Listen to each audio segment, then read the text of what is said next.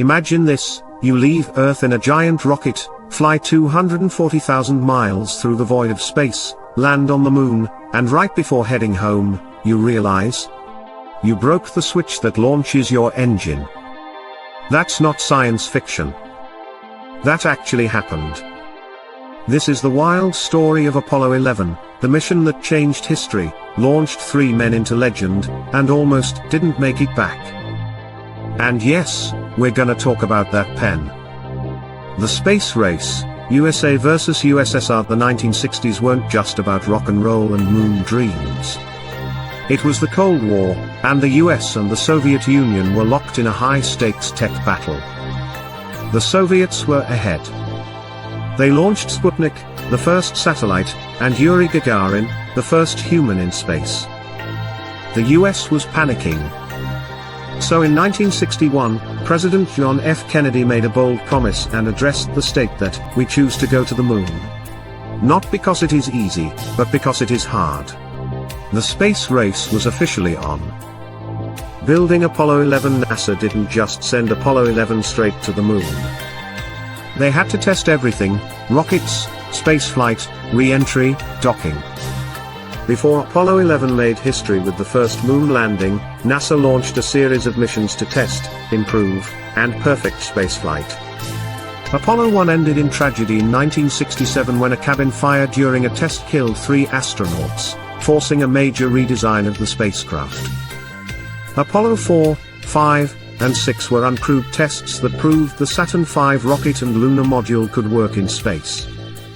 Then came Apollo 7, the first successful crewed flight, which orbited Earth and tested the redesigned command module. Apollo 8 was a bold leap, sending astronauts around the moon and back, a first in human history.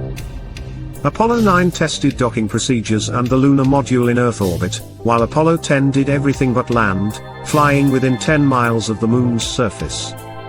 These missions laid the groundwork for Apollo 11, which finally touched down on the moon in July 1969, making history with Neil Armstrong and Buzz Aldrin's iconic steps.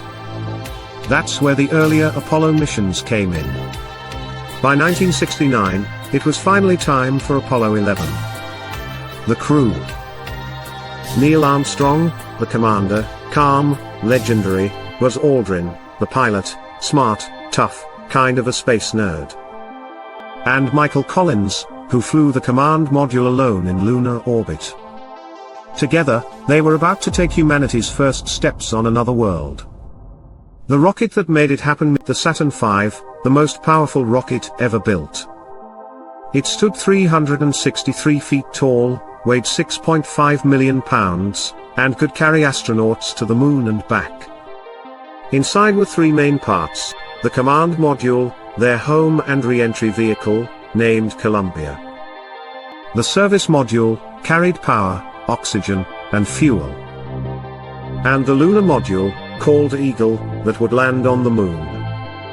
Basically, it was a spaceship made of Legos, designed to split apart and reassemble in orbit. The launch and journey on July 16, 1969, Apollo 11 launched from Kennedy Space Center. Thousands watched in awe as the rocket thundered into the sky. 3 days later, the crew reached lunar orbit. Armstrong and Aldrin climbed into the Eagle, separated from Columbia, and began their descent toward the moon. The tense moon landing, but the landing wasn't smooth. The onboard computer overloaded. The radar was glitchy. They were off course, headed for a boulder field. And fuel was running dangerously low. Armstrong took manual control, and guided the Eagle down. At just 17 seconds of fuel left, they landed. Houston, Tranquility Base here. The Eagle has landed. The world went nuts. They did it. One small step. Hours later, Armstrong opened the hatch and climbed down the ladder. That's one small step for man, one giant leap for mankind. Buzz Aldrin soon followed. He called it magnificent desolation.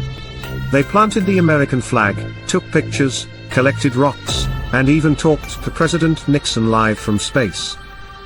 But while everyone remembers the walk, what happened next is almost forgotten.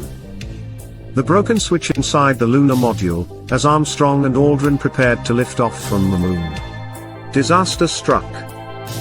Armstrong accidentally snapped off a circuit breaker switch. Not just any switch, it was the one that would arm the ascent engine. And here's why that matters: that circuit completed the electrical pathway needed to ignite the engine. No circuit? No ignition. No ignition. They'd be stuck. They couldn't call NASA for help. This had to be solved on the moon. Then Aldrin had an idea. He pulled out a felt tip pen, poked it into the tiny hole where the switch used to be. And it worked. The circuit connected. Engine armed.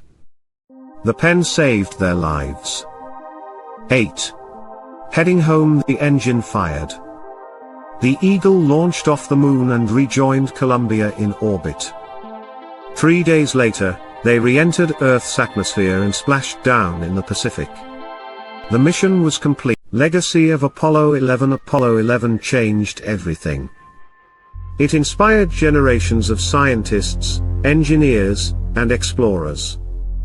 It proved what humans could do when we push beyond limits. And it left us with a message carved into the moon: we came in peace for all mankind.